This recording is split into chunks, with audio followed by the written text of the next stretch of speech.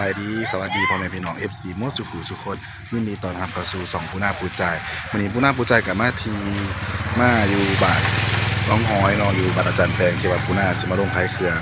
มาขายมื้อนี้กับมื้ออื่นเป็นมื้อบุญเป็นมื้อวันเกิดพะเนาะแล้วสุดท้ายตอนรับเปิดหาดจัดหาดในเบิ่งเลยตอนนี้เฮาก็จัดหาดแล้วเนาะพี่น้องมื้อแรกจะสิคอยเฮ็ดเป็นพวกปิ้งทอดหรือว่าที่ว่าปูนาเก็บมาไว้ขายแล้วเนาะพี่น้องสถานที่ก็คือหมอลำเป็นบ้งยังเกาะข้ามแก้วดวงใจประกายฝ่ามืออื่นเนาะโซตอนแรกไปกับซินี่สั่งซานเล็กน้อยบอลคนมายางสื่อของกินไม่อยากหาบุญากับซินี่ลำบานเหล่าเบียร์เยอะสามขายเครื่องซอยเขาบ้างฮะสบายดีเมื่อได้ไปสวรรค์วันที่6จ้าเพื่อไปพร้อมกันบุญาก็จะไปกับสาวน้อยเนาะเพราะว่าวันที่6ที่7นี่แหละก็คือหน้ารับส่วนมาขายเครื่องก่อนจะได้อยู่ก่อนเขามาอุดหนุนเนี่ยเนาะเขามาอุดหนุนเนี่ยเด้อสิมีหมอลำมืออื่นเป็นโซ่แต่ว่าตอนนี้ก็เขาก็มาจัดของในขายก่อนขอเฮ็ดไปก่อนเนาะอาหารปูนาเขากำลังสิดังมาขายเนี่ยเนาะพี่น้องถามมาตอนนี้เนาะพี่น้องเดี๋ยวเขาก็จะได้เสียบเอ็นปลาไหวเนาะจัดแจงมาเอ็นยังนี่สาวเป็นม้วนจ้าดีแต่แสบเนาะมืออื่นหมอมีหมอลำแม่ขายยังแน่เนี่ยมียังแน่อยู่หาเขามียังแน่ทอดตีนไก่ทอดจิ้งหรีดักแร่มีครบสูตรตำสมกับแมนปูนาเป็นคนตำเนาะค่ะซอยๆกันนะเนาะพี่เนาะจะมีขนมกาบหมูแล้วก็ในบักหมูสมหมูแล้วก็ทอดลักแร่ทอดจิ้งหรีทอดตีนไก่แล้วก็หัวกุ่มปิ่งเอ็นพัดมีเนาะคนกำลังทยอยมาขายเป็นตะมวนอยู่หรอกมืออื่นบ่งหมอลำไปกับยางอยู่ได้พี่น้องมาอุดหนุนปูนาเลยเด้อไกลไปไกลมาเลยว่าเขามาเล่นงานเต่าเบียร์เขาก็มีเนาะแซ่เย็นๆสักบาทได้เนาะพี่น้อง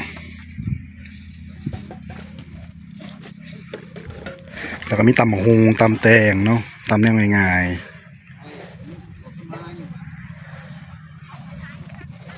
นี่ก็หาดไก่กันเนาะลายอยู่ปีนี้อยู่บัดอาจารย์แปงน้องหอยเนาะพี่น้องบ้านเกิดเพิ่นมืออื่นเพิ่นงานแล้วเพิ่นมื้อนี้เพิ่นก็มาจัดสถานที่หมอลำตัวแล้วมาหาปลาอีมี่กันได้มันที่เขามาได้ถามมาตอนน้องพี่น้องปูนาก็สิมาหั่นหอมแล้วก็แครอทหั่นเกี๊ยมใบพัดมีเหลืองตอนนี้เนาะหั่นซ้ำนี่ว่าเปล่าก็สิบ่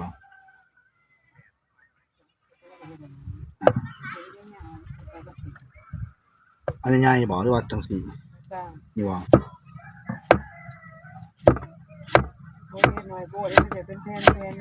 จังซี่ตะว่าทางไหนทางขวางหรือทางนี้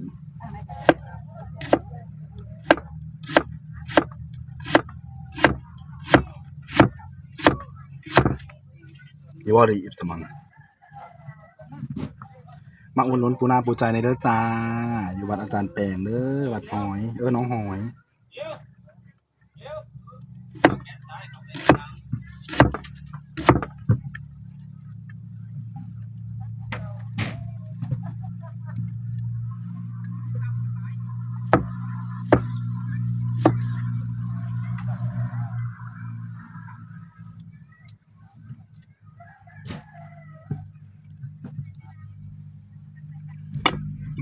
หาดเฮาก็ตั้งอยู่ตรงกลางเนาะแนมก็มาก็เห็นโดดซับปูนางามกว่าหมู่อยู่ทั้งอาหารนี่ล่ะ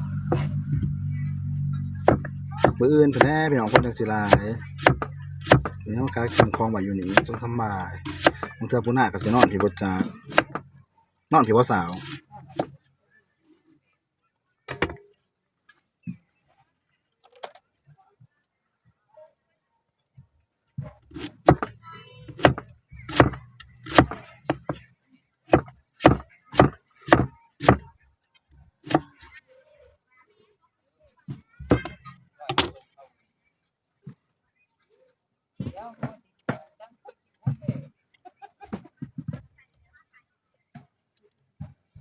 เป็นรสจ่าหัวหอมห้องเฮา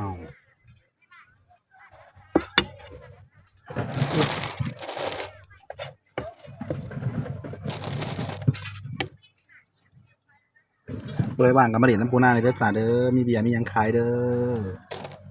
มีมันนอนให้พร้อมเด้อจ้านอนแล้วไม่ขาดอะไรเด้อ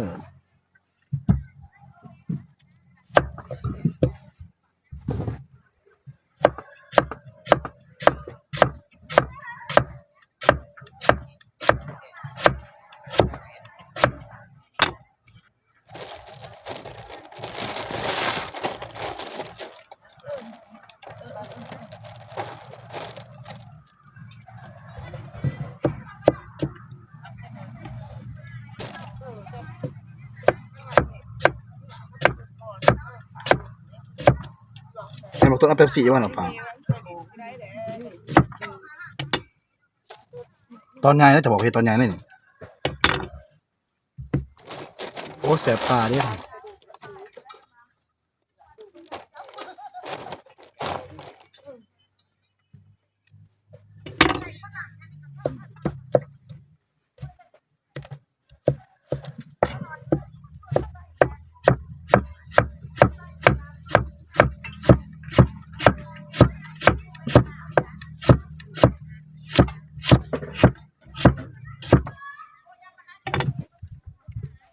โอ้แสบตาเด้อ